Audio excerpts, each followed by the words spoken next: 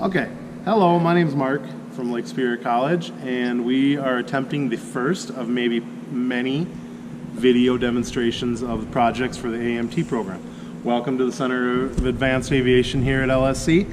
Today I'm going to be showing a demonstration of how to do part 2 of project 2 for AMT class on sheet metals, AMT1462.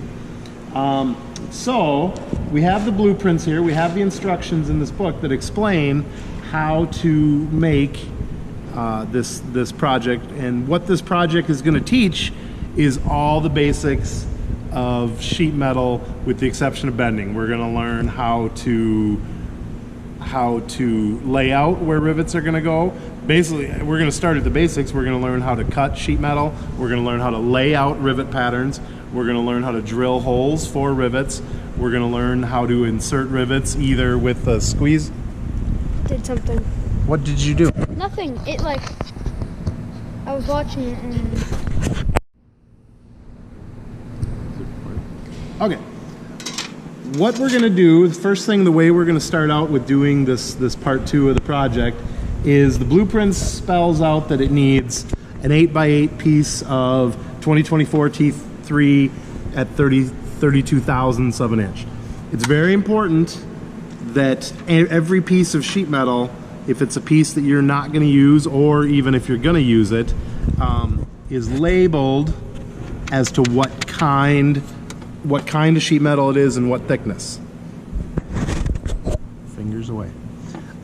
So it's very important that when you cut sheet metal that you write, at the very least, write what the thickness of what the scrap that you cut, so that you know what it is. So the plans call for an 8x8 piece of 32. This is a piece of 32 that's a little bigger than 8x8. So what I'm going to do is, first of all, I'm going to make sure that it's kind of square, which it should be, and it is. So the plans call for an 8x8. It doesn't matter if it's exactly 8x8, but we definitely want it to be as close as we can get it. So always use Sharpies, never use pencils on sheet metal. So I'm going to make a couple marks here at 8 inches. Now everybody kind of makes their marks differently. I usually, with these Sharpies, kind of just use, depending on what I'm doing, I just use the middle of the mark, but everybody kind of has their own theory. So that's one 8 foot piece, or 8 inch piece.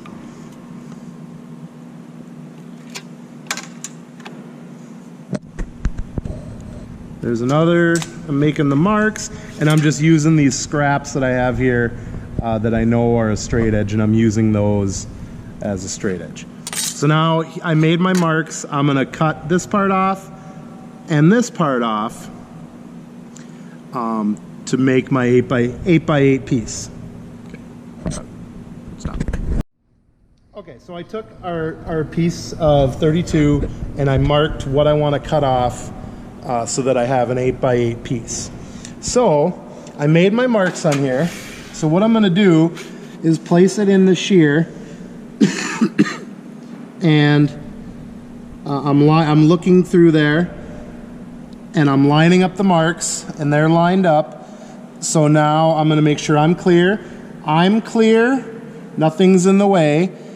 So my helper here can put the foot down, and you'll always yell clear before we cut. So we're going to clear. Now push down. Push down. Okay, there's our one piece.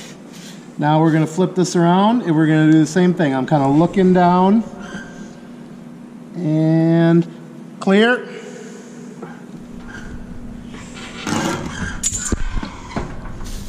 And now we have our 8x8-ish piece, and we'll go fit the next part of the project. Okay, so now we have our 8 inch by 8 inch piece cut, or square. The plans call for 1 inch pieces of 40 thousandth aluminum to go around the edges. So something similar to this, and then we'll cut one to go in there. So I kind of got lucky. I have some pieces of 40 thousandths here, and if we look, they are already cut at 1 inch. So now all I got to do is cut them to the right length. So how I'm going to do that is I'm going to use the hand snips to cut these. I could use the shear again, but I'm going to use the hand snips to show you how to do that. So we'll come back with that. Is it recording?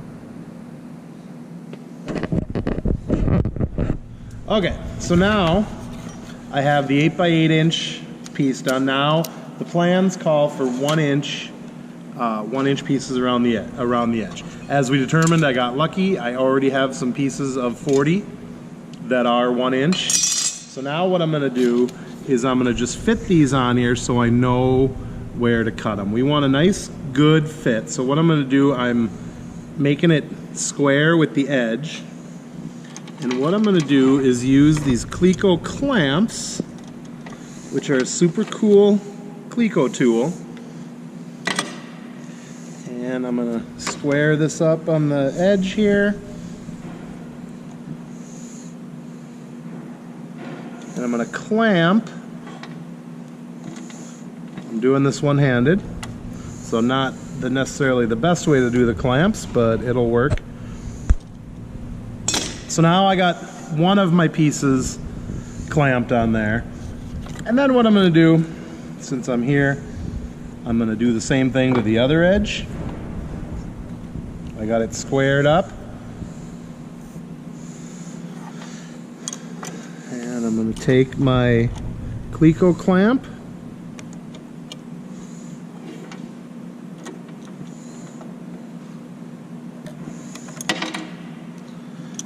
And this is way easier when you are using two hands.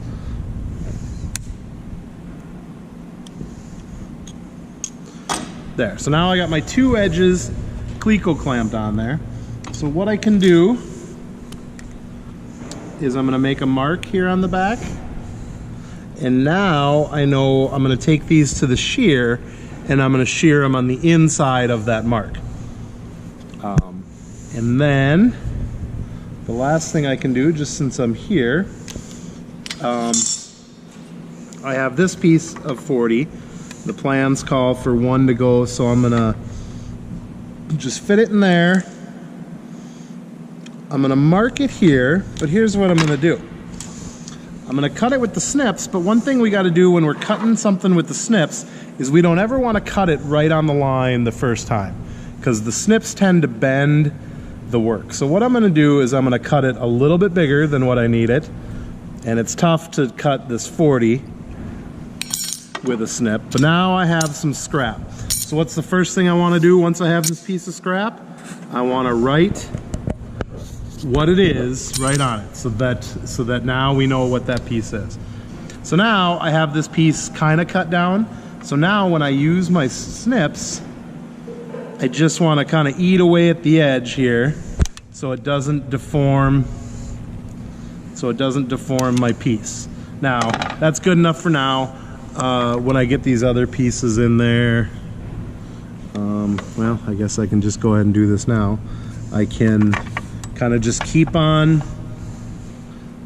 working away at this edge, and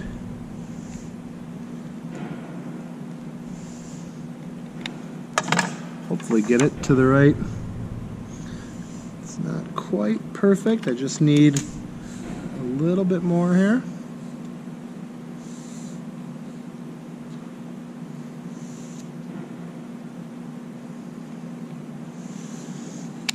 I might have just taken too much. I hope I didn't. Nope, just a little bit. Here's one of the problems with the snips is sometimes you don't cut it perfectly straight. So this is probably going to be, I'm going to have to sand that. I'm going to have to sand that to get it to fit. So now I have these two pieces marked, and I have this one fit about where it wants to go. So now what I'm going to do is I'm going to take these to the shear, I'm going to cut them, and then we can test fit everything together on the piece. Yeah. Okay, I went to the shear and I cut these pieces to the right length. Remember this one we had before? We cut it close with the snips. So now what I'm going to do is it's just a tiny bit too big, which is kind of the way I planned it. So now I'm just going to use my sandpaper. I could use a file. I could use a disc sander, but I'm just going to use a little bit of hand sander here, hand sandpaper, and just get it nice and smooth.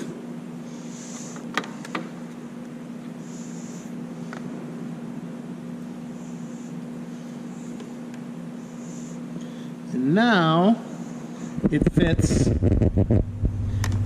perfectly right in between there.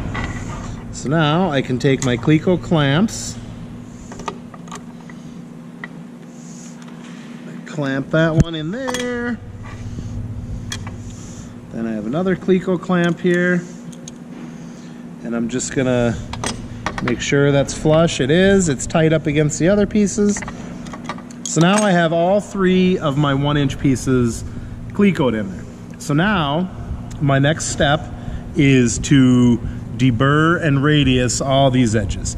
So what we're gonna have to do when we deburr and radius this is we're gonna have to take the whole thing apart and deburr and radius every corner. So remember from Sheet Metal 101, we can never have a 90-degree corner on any piece of sheet metal, so we're gonna just use either file or sandpaper or even the snips just to barely snip off that corner so we don't have a 90-degree.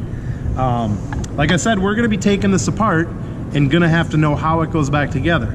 So the real important part with sheet metal is to marking it. The way I choose to mark it is I use one line here, 2 lines here, and 3 lines there. That way I know when I'm gonna go put this back together, it's gonna go back together the right way. The best way to radius these corners to make your life easier is to radius them while they're still together. So I'm gonna take my file here, and I could use the hand snips and just snip away a little bit, but I'm gonna take my file and I'm gonna just round this corner, and I'm rounding them both at the same time. So in theory, this little 1-inch piece and the 8x8-inch piece are both getting radiused at the same time. Now, when you're deburring the edges of these, you can use a file, deburr the edges. You can use sandpaper, Scotch-Brite, or kind of all three. I like to just kind of hit the edges once with a file, get them nice and smooth with the sandpaper, and then kind of come through with the Scotch-Brite, and I can get every edge perfectly smooth so it won't cut anybody or won't be sharp. So now what I'm going to do, and I won't do it all on video, I'm going to take this apart, I'm going to radius every corner, and I'm going to deburr this whole thing, and I'm even going to paint it so that when I do rivet it, the paint will actually make it easier. If I have any errors, the paint will make the errors show up better, so it'll be easier to show you guys. So I'm going to go ahead and deburr this whole thing and radius every corner, and then we'll come back. Okay, so I took the time, I deburred all these edges, I radiused every corner on these, and like I said, I just coated it with a real light coat of primer. The beautiful thing about primer, you put it on so light that any marks that you made should still be visible through the primer. So if you can zoom in on here, you can actually see the marks that I made before. So now, the beautiful thing is, with these marks, now I know exactly which piece goes where. So what I'm gonna do is Cleco clamp these all together, and then I'll show you what it looks like after we get them clamped together. Okay, so as you can see, I have all three pieces clamped onto my 8x8 piece. So now what I'm going to need to do is figure out where I'm going to put my rivets. Now, if we look in the book here and in your reference, there's a proper distance that the rivets must be placed from the edge of your work, and that means any edge. So that means this edge here of this, but it also means this edge here, and it also means this edge. So a rivet can only be so close to the edge before it becomes not usable. The reason is, if a rivet is too close to the edge, it can crack.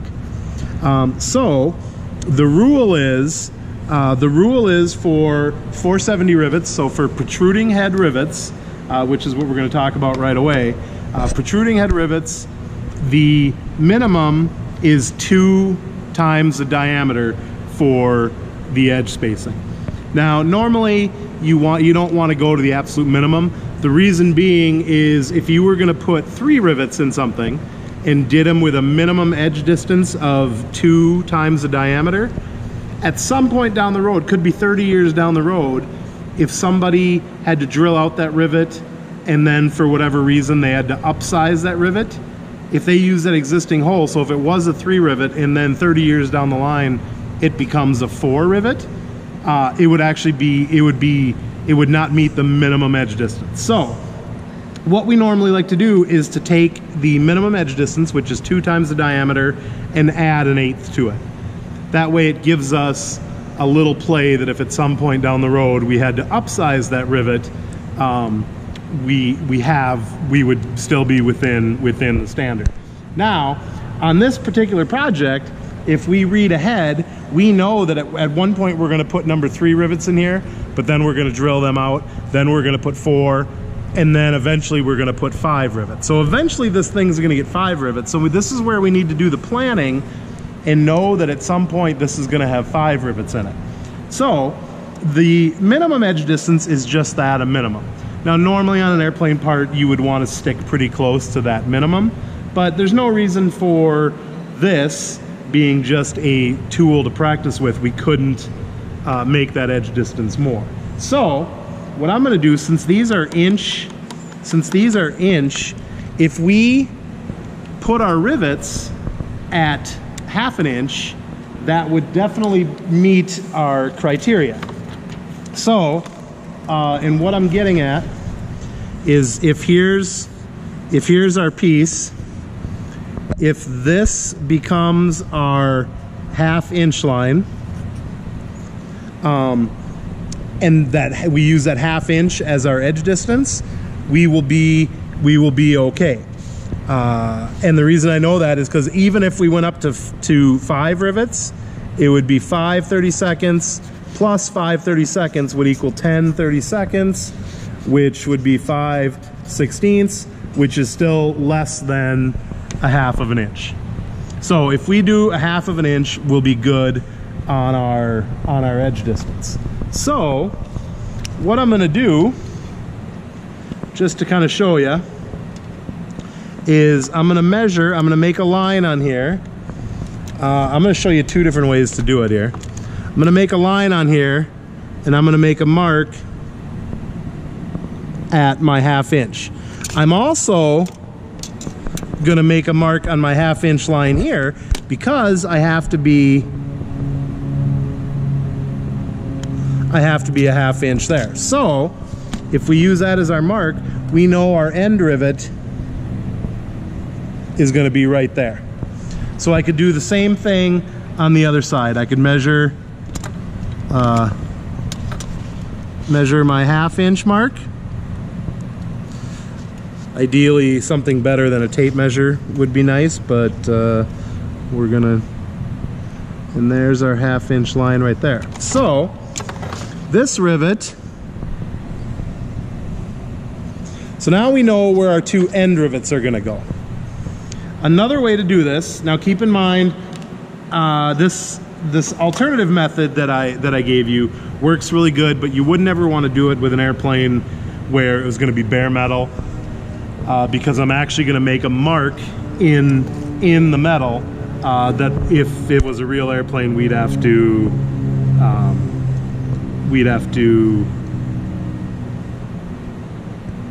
take Scotch-Brite and get it out. So I set my dial caliper here at a 1/2 inch. A lot of people don't know why these dial calipers are sharp right here, and I'm going to show you why. So you can use a dial caliper. I set it for a 1/2 inch. So now I'm going to put it on here. I'm going to scribe a mark. I'm going to scribe another mark, and right there, X marks the spot. Right there would be where, so you can use either method, either scribing it with a dial caliper or doing it with a Sharpie. I prefer doing it with a Sharpie, especially if it's for an airplane part. So I'm going to go ahead and mark where my end rivets are going to be, and then I'll show you what that looks like. Okay, so I have my piece now, and I went ahead and I measured 1/2 inch from each edge and marked where the end of the rivets are going to go. So now what I can do, a couple ways I can do this, I'm going to show you here. So the first thing I'm going to do, just to make life easier for me, I'm going to show you 2 different ways to drill holes. So now we're going to start by putting number 3 rivets in here. So I have a number 40 bit. What I'm going to do, and I need that gold punch right there. Grab that gold punch.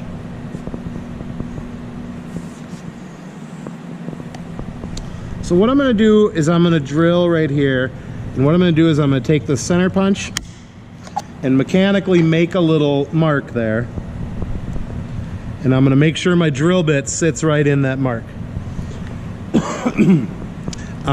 So now my drill bit's on that mark, so it won't walk. So now I can just kind of start to drill it, make sure it's not going to walk. It's aluminum, so I want high speed. I'm going to drill a hole going all the way through. Now I'm not drilling all the way into the 2x4, just through the 2 pieces of aluminum. So now what I can do, you want to grab me that second to the bottom drawer there, second to the bottom, second to the bottom, one more down. I'll do it. I'm gonna grab a couple Clecos out of here.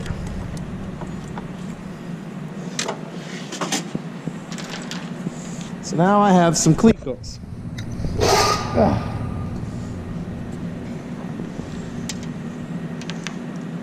So always when you drill a hole, put a Cleco in. That'll help hold it. Now I have the clamps in there, but now it's even extra secure because I have that Cleco in there. So now what I'm going to do, I'm going to come over here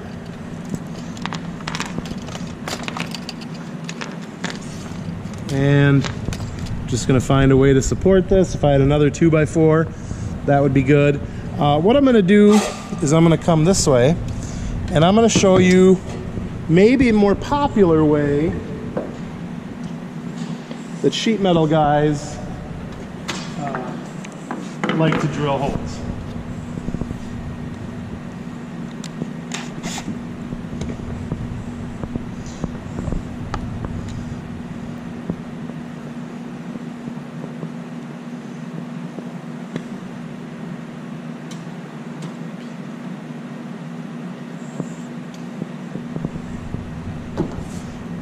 So now this is a pneumatic drill. Will you grab me that hose right there?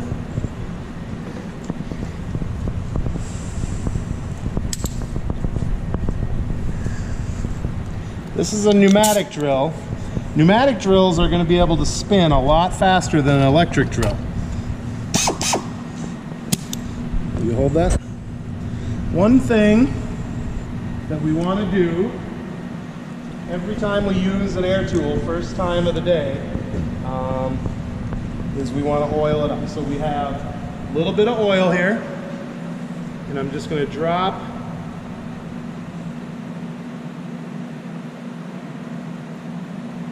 I don't know, like 8 drops down in there. I just put the oil right in there. So now when I hook up the air to it, it's going to blow the air throughout the whole pneumatic system. So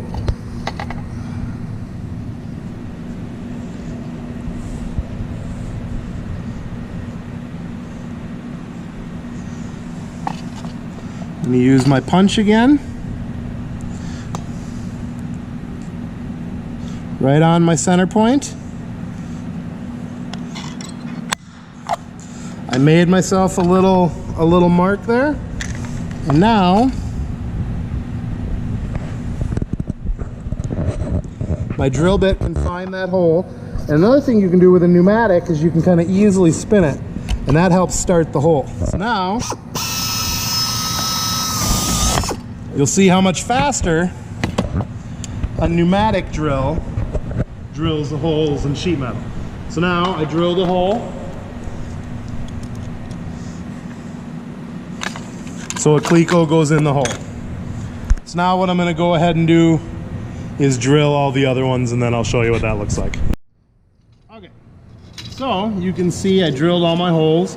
I have my clecos in there that are at the end of each row of rivets. I took away the clamps because now we don't need the cleco clamps anymore because we got this thing clecoed together, at least in part.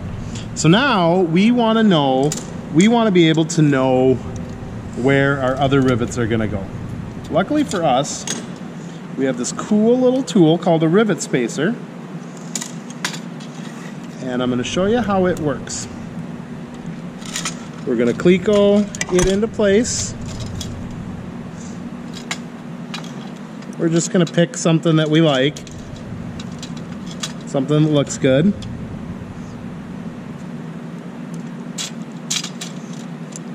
Okay, so now I clecoed our rivet spacer into our work.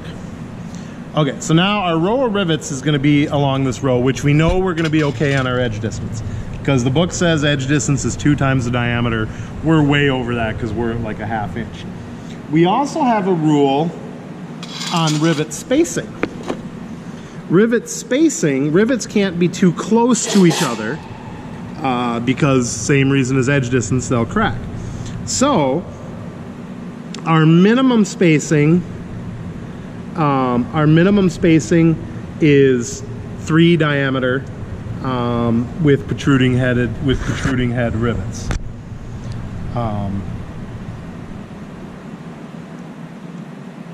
So we can go, I mean, that's just a minimum. We can go more than that. There is a rule here. It says the average rivet pitch, which is what we call rivet spacing. The average rivet pitch usually ranges from 4 to 6 rivet diameters. So it does say here that it can be as large as 10 rivet diameters. So let's look at something here. I just picked a spacing, and if I use my handy dandy little ruler here, it looks like this spacing is just over 1 inch. Now, like I said, eventually we're going to put number 5 rivets in here. So the minimum, if we use number 5 rivets,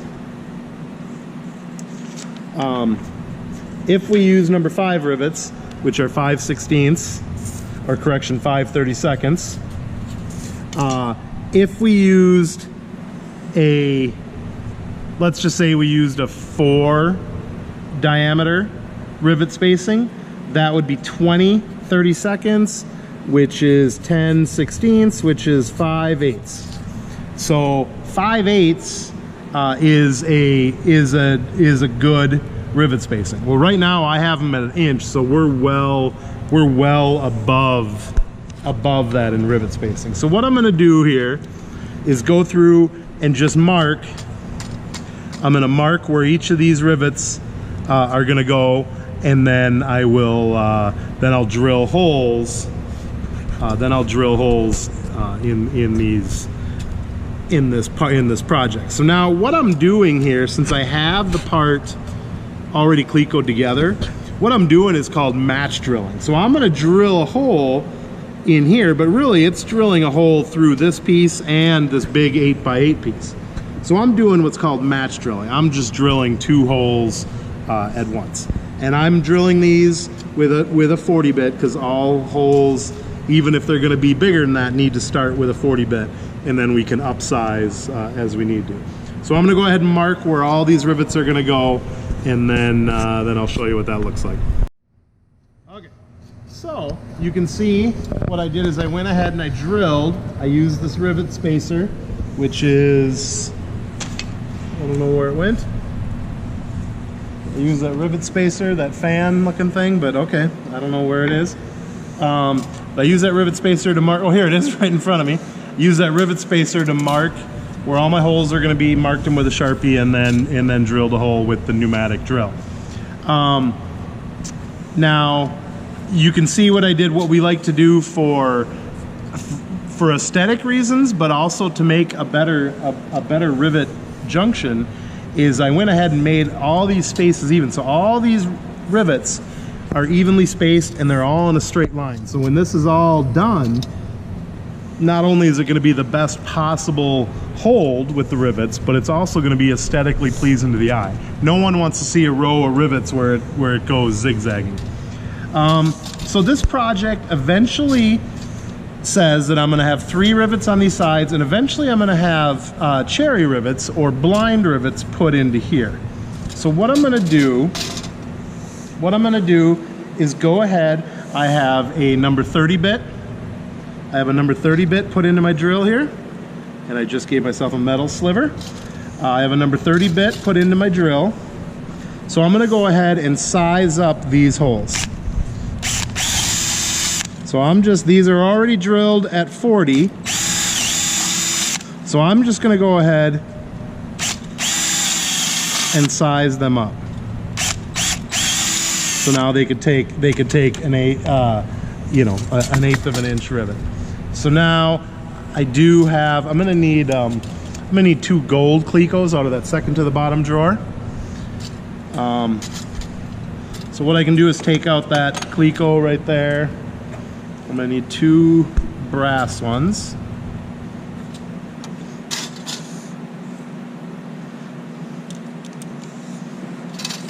I said gold, but in reality I'm looking for brass Clecos because they're going to be for a number 4 rivet or a blind rivet. So I put a brass Cleco in there, take out my Cleco from here.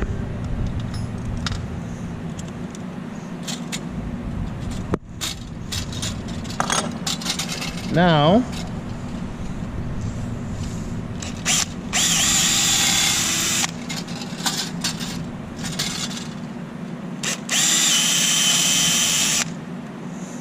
okay, so now all of my rivets in this little piece are all drilled for 1/8 inch rivets.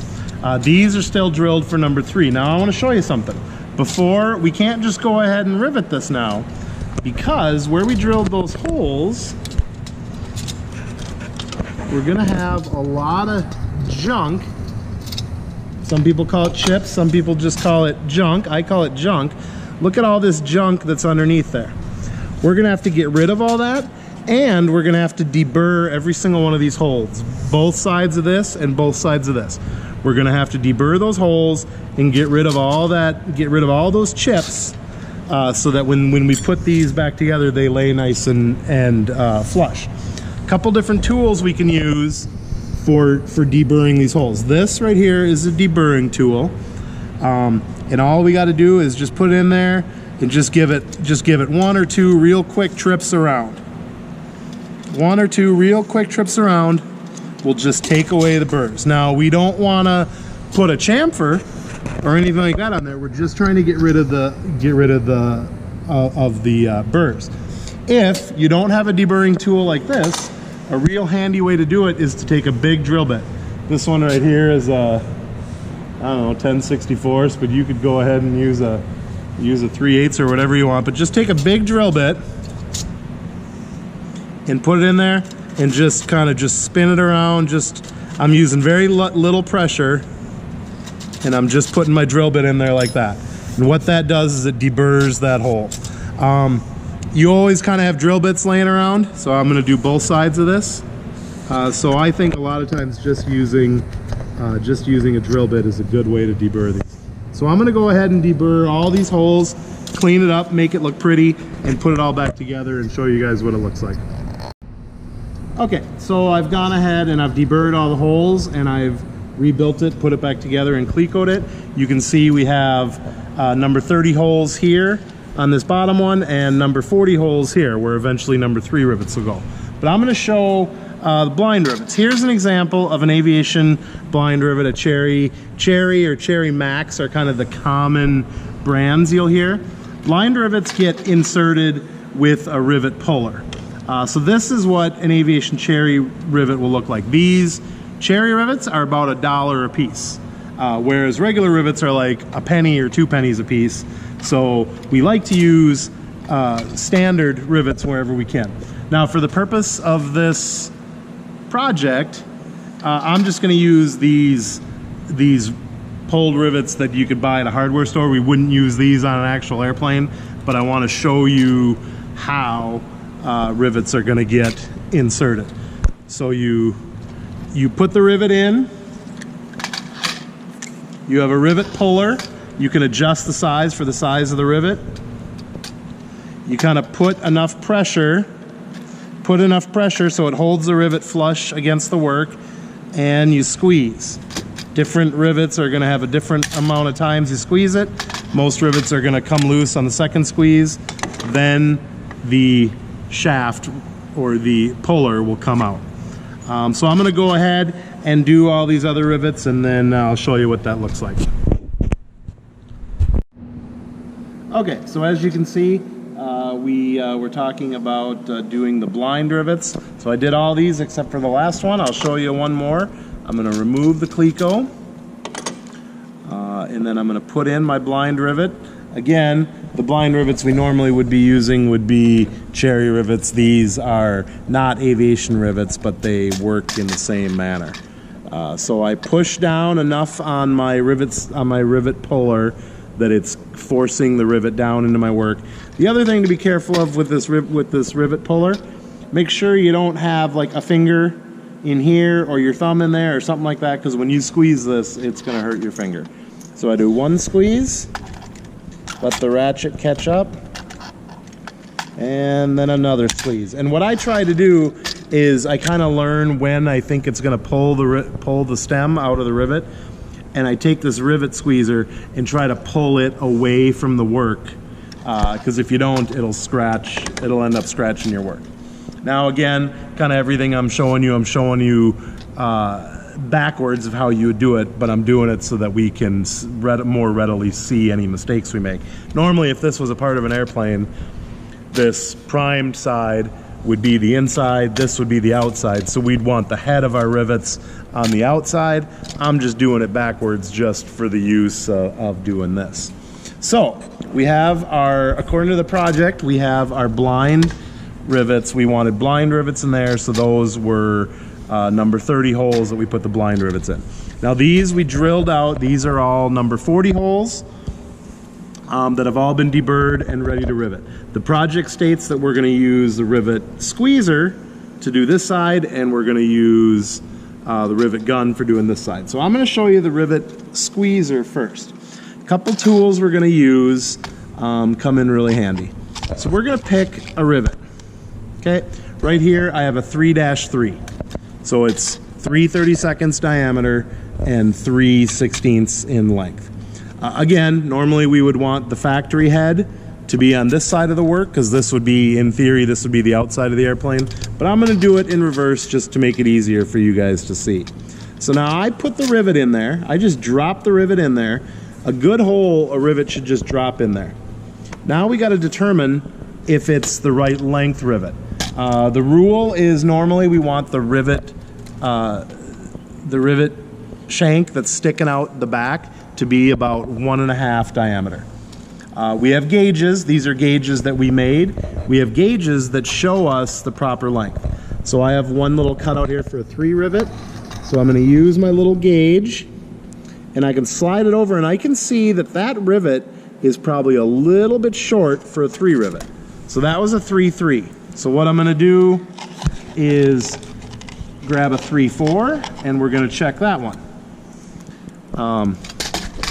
So I'm going to take my 3/4 rivet and I'm going to put it in the hole. And now I'm going to check it again.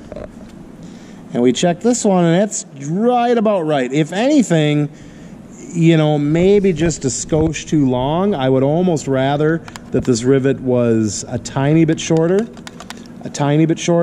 but this is really close. I know how I made this gauge, so I know that would be in the acceptable length.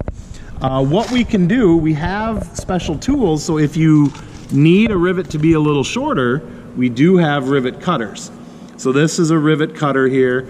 It's got different gauges, so you can cut the rivet to whatever length you want. You put the rivet in here, got to kind of find the honey hole and squeeze it. And what it will do is cut that rivet. So now I took what was a 3/16 rivet and made it much shorter. So I cut that rivet. So now what I'm going to do is I'm going to rivet with the squeezer one side of this project. So I place the rivet in there. Sometimes, even though you've deburred this and everything should be lined up, sometimes the rivet just doesn't want to go in there real easy. It's not the end of the world. It obviously works a lot better with a pneumatic drill, but it's not the end of the world to stick the drill bit back in that hole and manually turn the drill bit in just to clear out any burrs. This one went in nice and easy for me. So there's my rivet. This is rivet squeezer. Now what you can see that it has, I'll actually show you here in this box. It's got different dies. So you can see that one end has a little dish. The other end is flat. Okay, so these dies go in the rivet squeezer. Obviously, the rivet die is sized for what rivet. So the set for the number 3 rivet is already in my squeezer here. But just to kind of give you an idea, one end is already kind of concave, I guess that would be, to accept the rivet. The other end is flat. So the factory head goes there, the shop head would be here. If we were doing a flush rivet, the beautiful thing about doing a flush rivet is you don't have to, you could just use a flat die on each side. So I already set up my rivet squeezer, and you can zoom in on here. You can zoom in on here, you can see that one end there is dished for the factory head, and then the other end is smooth. So what I'm gonna do, and you can set these either way to however's more comfortable for you to work. What I'm gonna do is take my piece, I'm gonna put the dished end into the die. Now I'm pushing down, I'm kind of using the table to support the squeezer. I'm pushing down on my work here, so that is making the rivet sit nice and flush up against the work. So now what I'm gonna do is kind of gently kind of get a hold of it, make sure I'm centered, make sure my work is centered, and then I'm gonna squeeze this. Once you start squeezing it, it'll kind of hold itself. I'm gonna squeeze it till I feel like it's good. And voila, there is my squeezed rivet. Now, we have gauges to determine if I have squeezed it the correct amount. Here's a rivet gauge. The height of the shop head should be like that, so I think I'm good. And my hole should not be able to fit onto my shop head. So this one is a properly squeezed rivet. So there's our shop head, you can see that, and you can see our factory head there has no damage to it, and I really didn't do any damage to the project. If you had the rivet squeezer on there, and if you had the rivet squeezer crooked or tilted, it would do damage to the project, and it might even do damage to the factory head of the rivet. So there is one rivet. I'll do another one for you guys to see here.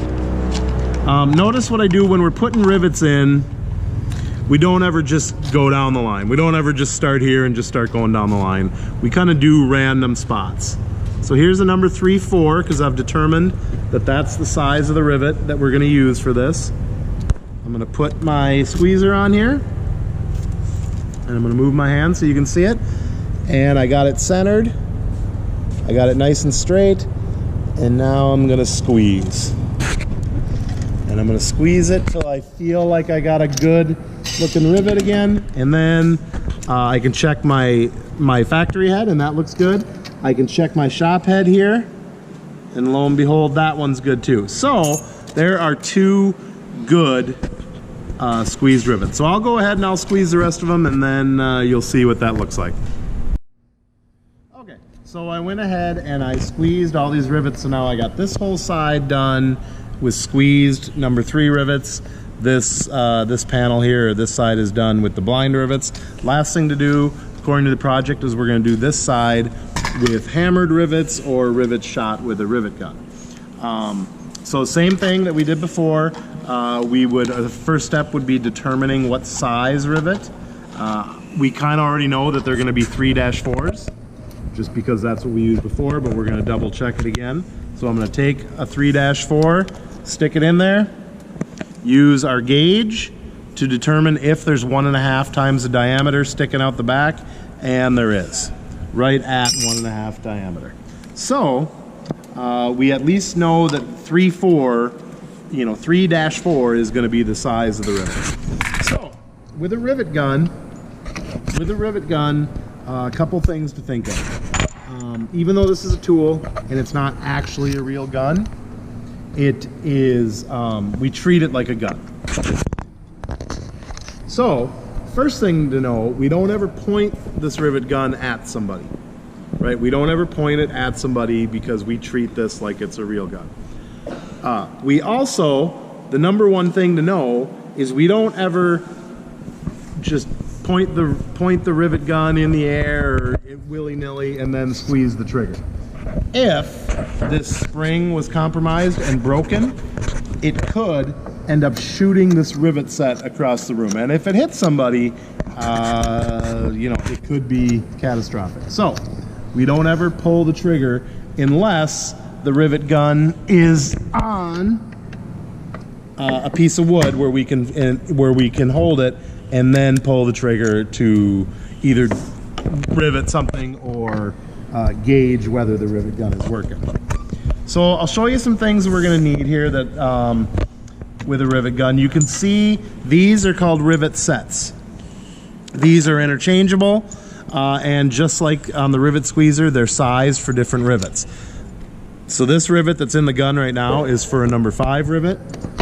This rivet set right here is for a number 3 rivet. This rivet set is for a number 4 rivet. So these are what go on the manufacturer's head. Now the shop head we form with what's called a bucking bar. Bucking bars come in all different shapes, sizes, materials. This is just a steel one. The best bucking bars are made out of tungsten, very heavy. So bucking bars come in all sorts of different shapes and sizes. The bucking bar is what flattens or mushrooms the shop head of the rivet. When we're doing a flush rivet, we would interchange our rivet set to one of these. This is a flush rivet set. So now we would have a flush set on the gun, and we'd have a bucking bar on the other side. So that would give us our flush rivet.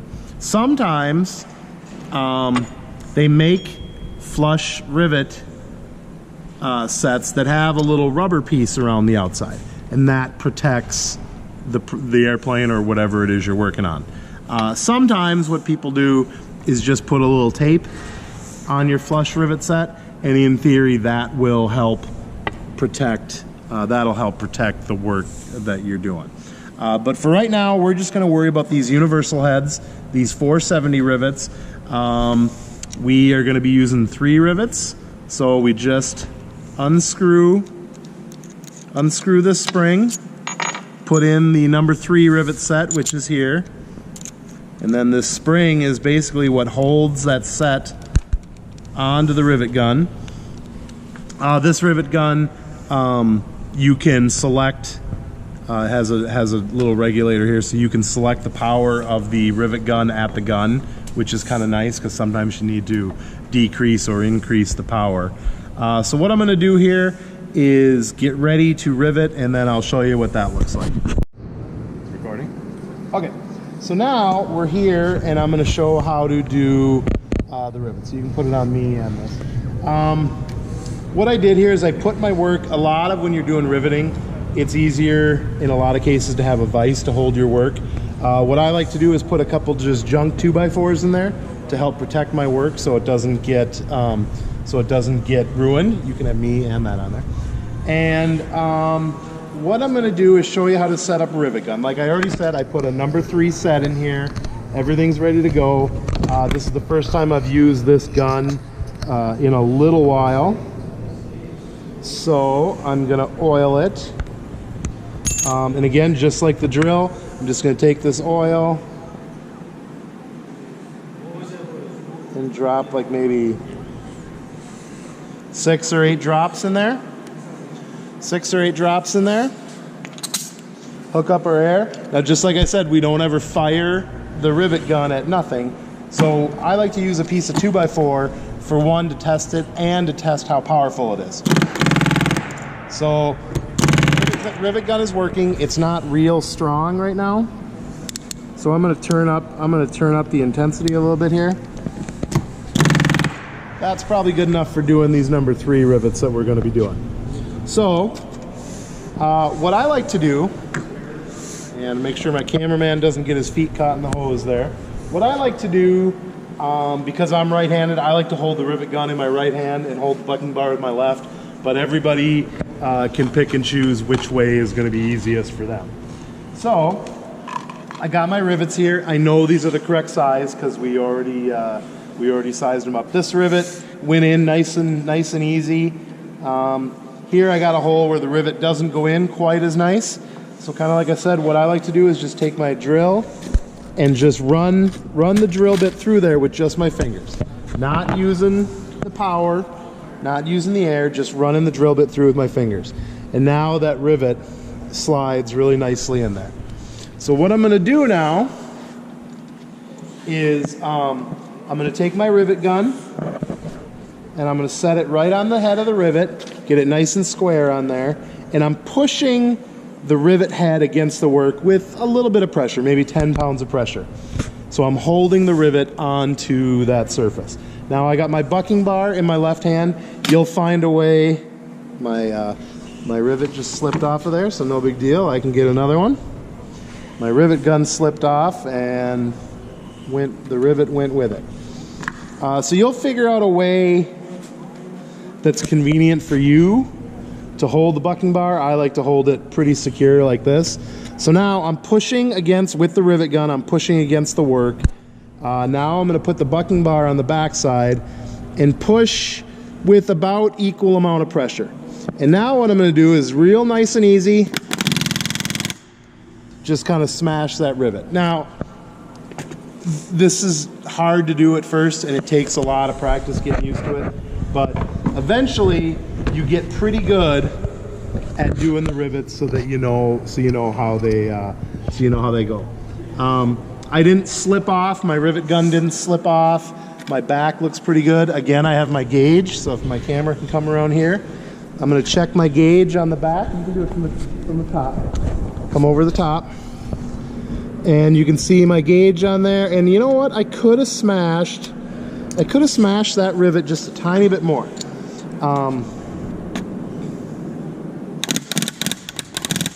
One thing that you guys will figure out, there, that's good. Now that one's perfect. One thing you'll figure out is it's best to get the rivet perfect all in one shot.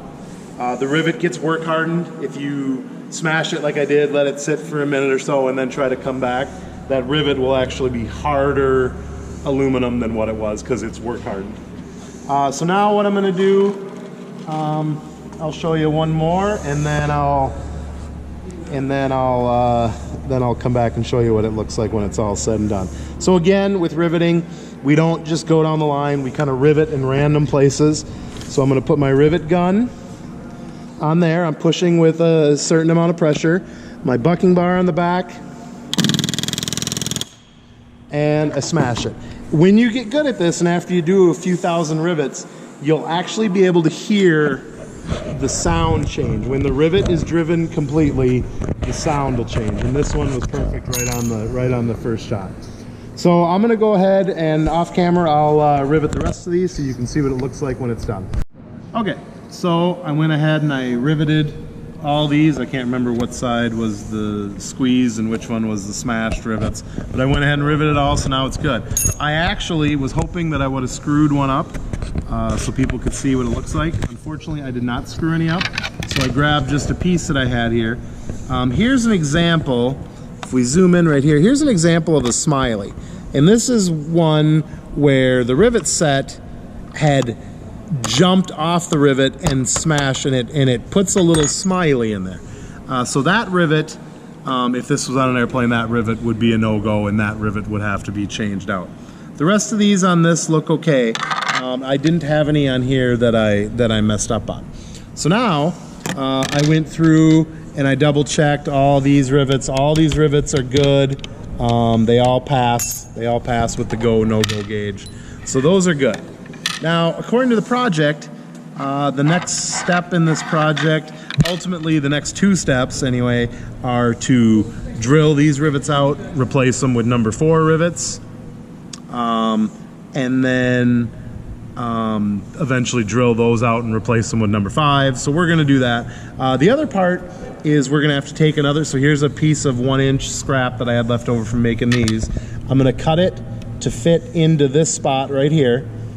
So what I'm gonna do, I'm gonna use the snips, I'm gonna cut it, I'm gonna get it so it fits in there, I'm gonna sand it, I'm gonna deburr it, I'm gonna radius it, and then I'm gonna match drill holes with the proper edge distance, just like I did here. I'm gonna match drill the holes, and eventually we're gonna put flush rivets in this one. So I am gonna go ahead off camera, and I'm gonna cut this, I'm gonna size it to the right shape, I'm gonna deburr it and radius it and drill it. So you'll see what that looks like when I'm done. Okay, so what I did as promised is I went out and I deburred this piece, I cut it, radiused all my corners here, deburred it. I drilled these holes. I used the rivet spacer to drill so the holes are the same as all these. I used the same edge distance that I used here and rivet spacing. Then I went ahead and deburred these holes. So now what we're gonna do is we're gonna dimple these for the use of using flush rivets. So the dimpler dies go in the squeezer, and they look just like this. You have a male end and a female. They just go right in there, and what happens is when you squeeze the sheet of aluminum between this male end and this female end, it puts the dimple in there. So I'll show you how that works. So usually you do these separate because my holes are already drilled and the holes already line up. So after I take these clecos out here and I cleaned off everything here, what we need to do is think about, and you'll notice I marked this so I know which way it goes. We're gonna think about how we want this dimpled. So we're gonna put this so that the flush rivet head is on this side, which again, if this was an airplane, this would be the outside. So I have my squeezer here. I'm gonna put the male end in here, and it's got a little hole finder there. So I got the male end in there, and now I'm just gonna squeeze it. Then go to here, put the male end, and then squeeze it. So I'm just gonna go through all these.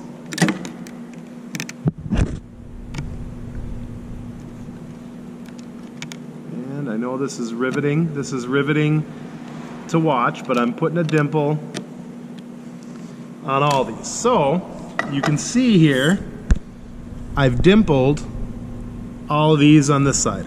So this side, I don't know if you can see it from the camera, but this side is slightly dimpled in. So now I have this piece, and I have to think about how I want it to be. Remember, my flush rivets are gonna be here. So this goes like this, so this means that this side right here is gonna get the male end. So I put the male end in here, and I'll put it up so you guys can see it, and I'll squeeze. This is a little harder to do since this is 40, but it's still doable.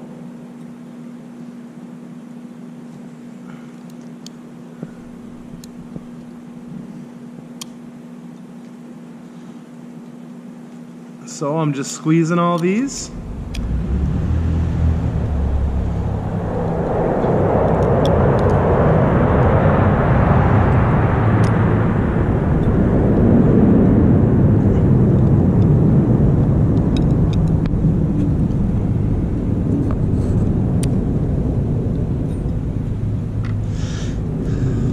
So now I have all those done. So now you can see I have dimpled there. So now this can go together like that. And then when I put flush rivets in there, they'll all go together good.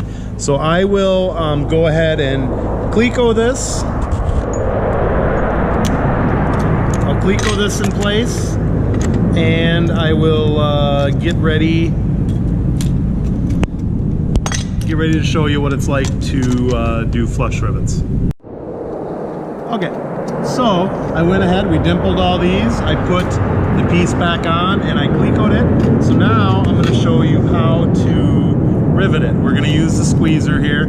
Kind of a general rule of thumb is anything with an airplane part, if the rivet can be squeezed, you should use a squeezer. However, airplanes have a lot of places where physically you can't use a squeezer, so that's why we use a rivet gun. But I always say as a general rule of thumb, if a rivet can be squeezed, squeeze it. There's a lot less chance of doing damage. So as you can see here in the rivet squeezer, I have a flat die on each one because we're doing flush rivets, so I have a flat die on each side. So I'm going to grab a rivet here. I assume we're going to be using 3-4s. I assume we're going to be using 3-4s. So I grabbed a bucket of 3-4s. I put it in here.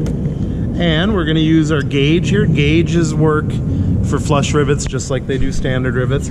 So my gauge here for a 3 rivet with a 3-4 comes out just perfect.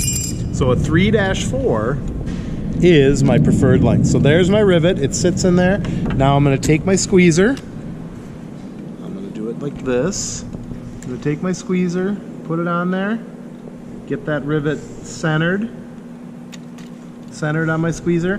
Now I'm pushing the project piece up. I'm pushing the project piece up because I want that rivet to be as flush as possible. So I'm pushing the project piece up, and now I'm going to start to squeeze, and then it'll kind of hold itself. And then I'm going to squeeze this rivet in here. And there it is. There's a flush rivet installed. Now we can use the same go, no-go gauge. I got my rivet here. I'm going to take my gauge, and I'm going to put it right on there, and voila, perfect. So that rivet is the perfect height. It doesn't fit in the hole, and it goes in there. So that flush rivet is perfect. I have another one here. I can set my rivet in the hole and use my squeezer.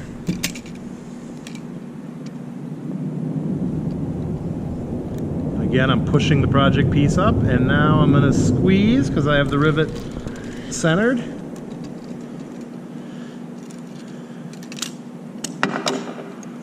And then same thing, I can use my go no gauge, and perfect. So I'll go ahead off camera here and I'll install those other rivets so you can see what it looks like. Okay, so now I have all 6 of these flush rivets in here. I put all those in there. I checked and they're all good on the go no go gauge. So there's 6 good flush rivets. I don't know if you can get a look at that, but you can see they're all flush, none are sticking up. So the beautiful thing about rivets is they're not as easy to undo as a screw or a bolt and a nut would be, but rivets, if you do make a mistake or if you do have to make a repair of for some reason, rivets can be taken out. It just requires to be drilled out. So if you talk to 10 different mechanics, you'll hear of 10 different ways to extract rivets. I'm going to show you a couple different ways. First of all, the nice thing about these AD rivets is they have a recessed dimple, and that recessed dimple that comes from the factory is right in the center of the rivet. So I'm going to take that recessed dimple and I'm just going to accentuate it by taking my punch here and punching right on that recessed dimple. So I can go on all these and just use my punch on that recessed dimple. Now, some people, okay, so where we left off, I'm going to show how to drill out rivets. A couple different kinds. On here, what I want to do is flip around these blind rivets. There's a couple different ways to do it, but one of the ways that these kind of blind rivets can be done is to just, and I'm using a 30 bit because these are 1/8 inch blind rivets, and I'm just gonna drill it out just a little bit so that it breaks off, and then probably just a little bit more. These kind of pop rivets drill out pretty easy. If these were cherry rivets, there's a couple different ways to do it. With cherry rivets, some people take a grinder and grind off a little bit at the top right here, and then use a pin to bust them out. These kind of blind rivets will very easily just be able to be drilled out. And notice the key with drilling out any rivets is to drill it out perfectly straight so that you don't enlarge that hole. If I took, well, I don't have one sitting here, but if I took a 4 rivet, it would fit in there. I haven't enlarged those holes at all. So now we'll come over here, and I'm going to show you the easiest way to drill out these solid rivets. So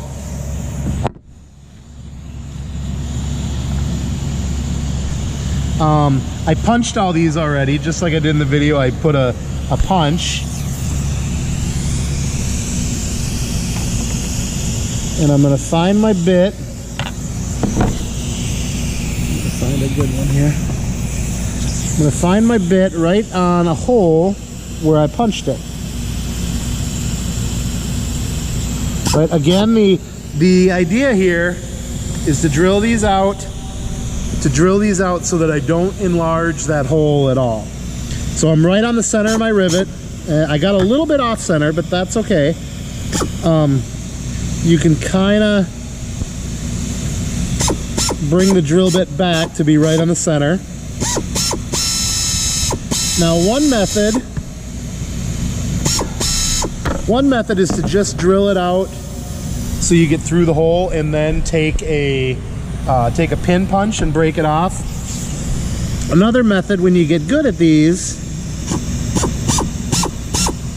is to hit it right in the center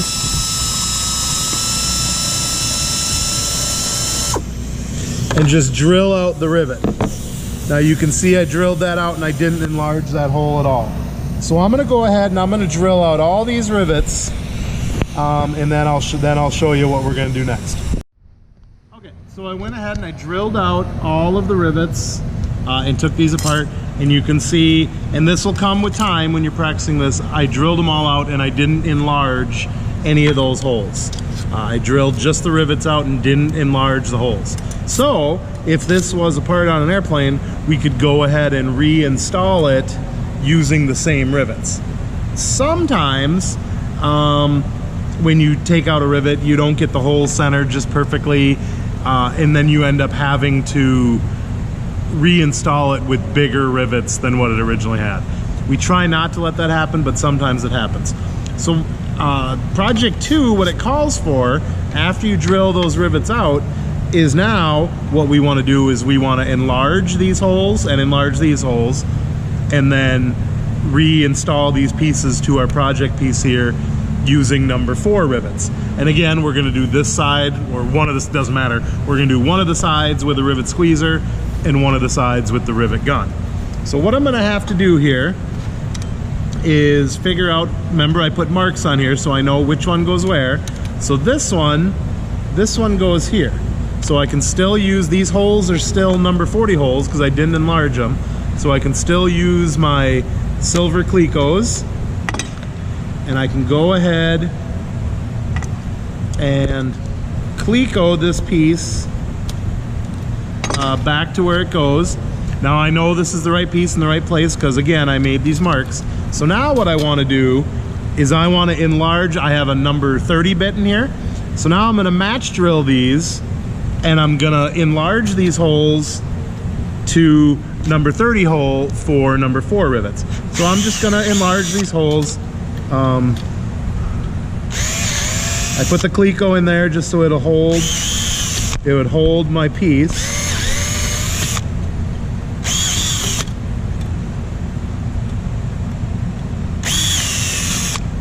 So now what I'm going to have to do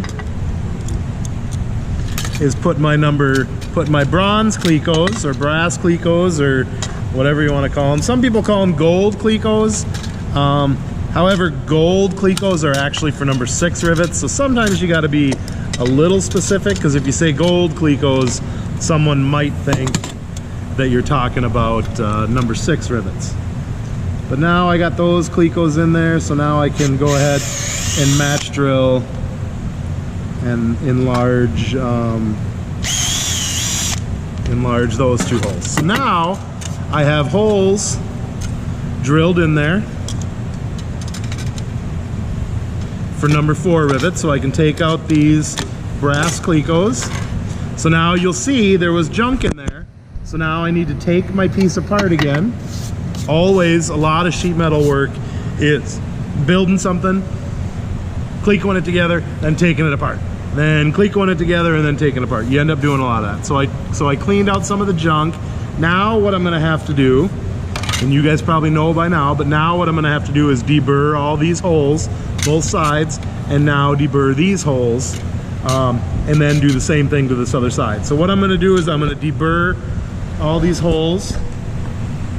Again, I'm just gonna take a big drill bit to deburr them, and I'm just gonna give it just a quick little spin around on each side. So now that hole is deburred. So I'm gonna do that to both sides of this, and then both sides of this. I'm gonna deburr that. Then I'm gonna put this one in here. Again, I got marks so I know where it goes, and I'm gonna enlarge all those holes. So I'll do that and I'll cleco it together, and then I'll be right back.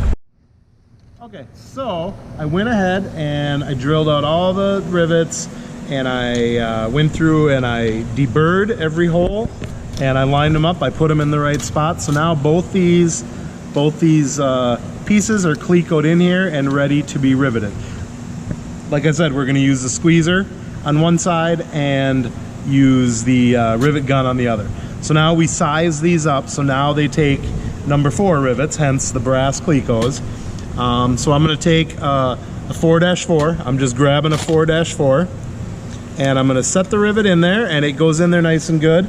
Now I'm going to use my gauge to determine if that is the right size rivet. Remember, there should be 1.5 times the diameter out the back end. So this rivet is a 1/8 of an inch diameter.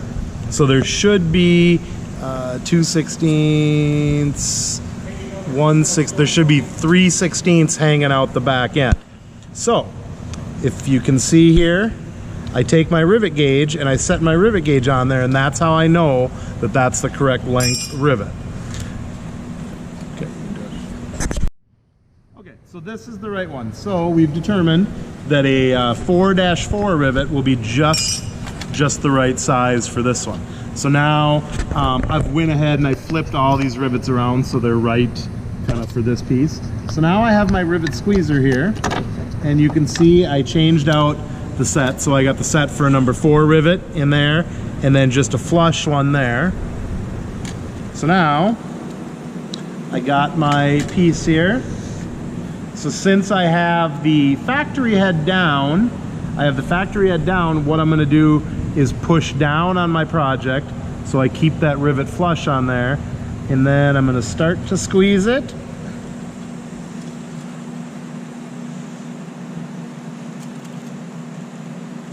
And squeeze it. Now you'll notice when you do this, the 4 rivets aren't tough to squeeze, but the 4 rivets are tougher to squeeze than the 3 rivets. And number 5 rivets are really hard to squeeze. So now we're doing 4 rivets, so we're gonna use this gauge, and you can see it fits perfectly on there, and my hole doesn't fit in there. So that is a properly squeezed rivet. So I'm gonna go ahead and squeeze rivets on the rest of the side here. What I'm gonna do now is I'm gonna go over here to the rivet gun, and this other side is gonna be done with the rivet gun. So I'm gonna put my chunks of wood in here. If I was smart, I would have had this set up for you. Let's see.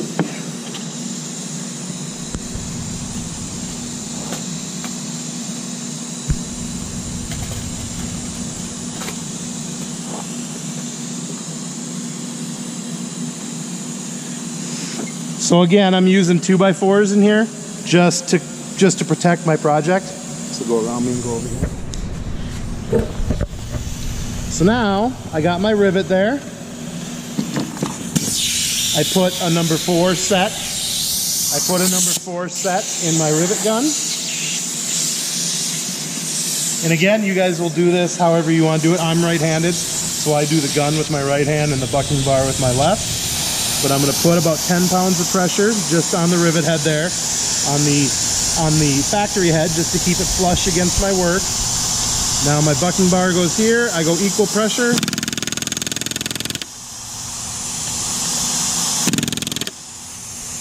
And just like that. And I can do the same thing. I can grab my go, no-go gauge here. And I could check, and it passes there, and it's good there. So that is a properly driven rivet. So what I'm gonna go ahead and do is I'm gonna drive the rest of these with the rivet gun and do the rest on the other side with the squeezer, and then I'll show you what that looks like. Okay, so like I said, I went ahead and I did all the rivets here. I squeezed all these 4 rivets on this side, and I did all these with the rivet gun. Unfortunately, I was hoping I would have a bad one so I could show you another smiley face, but I did all these rivets, I did them all perfect. Again, I already checked them, but we can go through with our go, no-go gauge, and we can check each one of these shop heads and see that they're all okay. And they all work out. So all these, all the rivets work out. Now, what would be left on this project would be to drill out these. These are 3. These are number 3 flush rivets. So we would drill out these flush rivets. Then we would enlarge the holes to a number 30 bit, deburr everything, and then build it back together, and then use the dimple die to dimple it, and then install number 4 flush rivets in here. Then eventually what we would do is we would drill out and upsize these to number 5s. And that would be the end of part 2 of this project. So I hope you enjoyed watching it, and when you get to build your project, I hope you enjoy building it. Make sure to like and subscribe and turn post notifications on and ring the bell and press all.